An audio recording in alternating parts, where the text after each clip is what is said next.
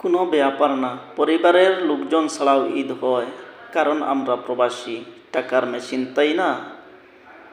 যে বাবা বাড়িতে থাকলে ছেলেমেয়ের হাত ধরে ঈদগাহে নিয়ে যেত, বাবার পকেট থেকে ছেলে টাকা নিয়ে হাসি খুশি করতো, সেই বাবা আজকে প্রবাসে। কেন প্রবাসে আসলো? একমাত্র টাকার জন্য। সবাই প্রবাসীদের জন্য দোয়া করবেন। এত কষ্ট করে প্রবাসে ওরা দিন কাটায়, আর পরিবারের সাথে ফোন দিয়ে হাসি মুখে কথা কয়, একমাত্র পরিবারের লোকদের মুখে হাসি ফোটানোর জন্য।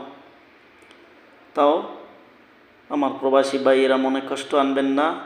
যে আল্লাহ তাআলা আপনাকে আমাকে অভাব দিয়ে প্রবাস পাঠিয়েছেন, সেই আল্লাহ তাআলা একদিন হয়তো অভাব মুক্ত করে দেশে পাঠিয়ে দিবেন।